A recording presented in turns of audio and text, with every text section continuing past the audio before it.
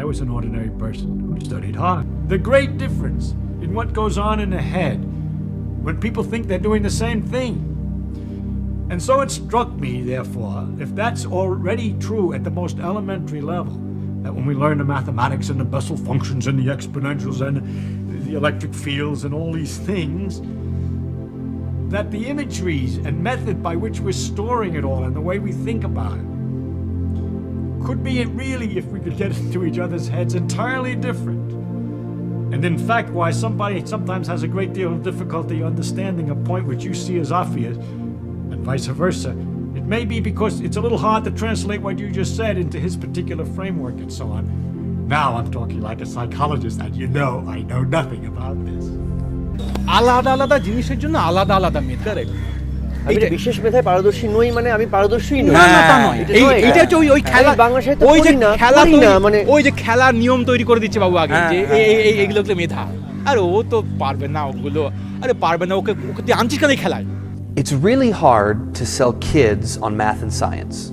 It's really easy to sell kids on cigarettes. Would it help if we made science illegal? There's another way to make science interesting for people. First of all, we are born scientists. When we're born, we wonder what's out there. We begin to wonder about the sun, life, the stars, what makes the oceans, the weather. We're born scientists. And then something happens. When we hit the danger years of junior high school and high school, that's when it's literally crushed out of us. Those are the worst. Every little flower of curiosity, said Einstein, is crushed by society itself. Because we have to learn all these facts, figures, memorization, we think that memorization is science. And that's not true at all. আমি দাবা খেলতে পারি না, আমাকে তুই দাবা খেলায় বসিয়ে বলছিস তোমার তুমি বোকা। আজ আমি গান গাইতে পারি, গান গাইতে আয়, তুই দেখ না আমার মেধা আছে কি মেধা। একদম কারেক্ট। ওই স্ট্রেট জ্যাকেট, আরবান এলিটিজম, একদম ভয়ঙ্কর। মানে উনি যা মেধাবী না, তুমি বাংলা সাহিত্যে এইটা পড়োনি, ডাক্তার ইঞ্জিনিয়াররা অন্য এলিট, তুমি তো চাষা। কিন্তু ও যদি এটা না করে তোমার যে ডাক্তারিটা থাকবে না, এটা ইন্টারডিপেন্ডেন্ট একটা বিষয়। My daughter had to take the Regents exam once, and she had to memorize all these facts and figures about minerals, crystals for a geology exam. Nowhere did I see the true driving force of geology, which is continental drift. That's the organizing principle for all of geology. And yet the exam was memorizing all the names of the crystals and the minerals. And then later she comes up to me and says, "Daddy, why would anyone want to become a scientist?" That was the most humiliating event in my entire life. I felt like taking that book and ripping it apart, because that exam was crushing curiosity right out of the next generation. And then we wonder, hey, how come people are not more interested in science? Duh, okay?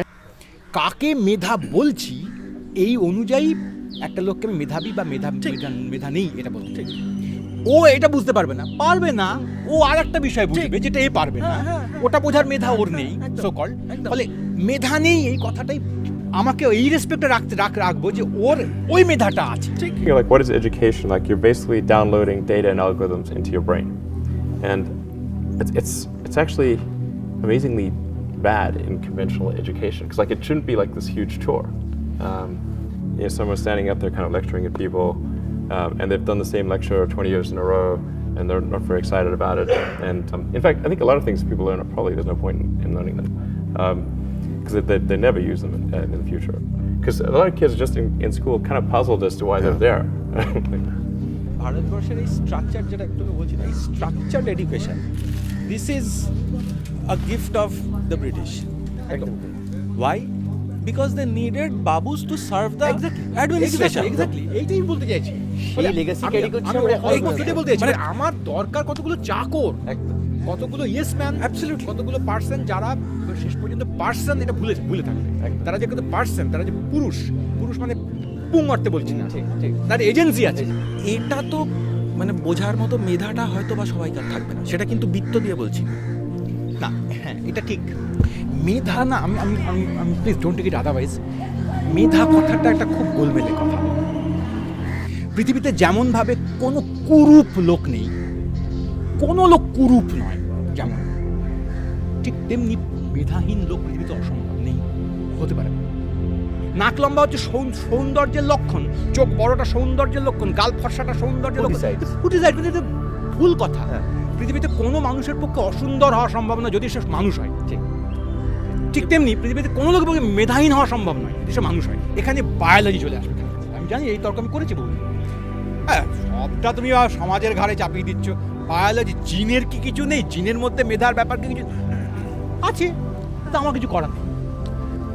আমি কি করবো? এই থাকে তা আমি তো আমি করিনি। আমি যেটা করেছি সেটার জন্য আমি তাই রেসপন্সিবল। আমার জিনে যদি কোনো অন্ধকার ঢোকানো থাকে তা আমি তাতে তাই নই। আমি কি করব? তোমার সরকার, দেশ, তোমার দায়িত্ব যে আমার এই জিনে এই অন্ধকার আছে, ওই জিনে ওই আলো আছে। আলো জিন নিয়ে তুমি কোনো কথাই বলছো না, তুমি আধার জিনটা নিয়ে কেউ কথা বলছো।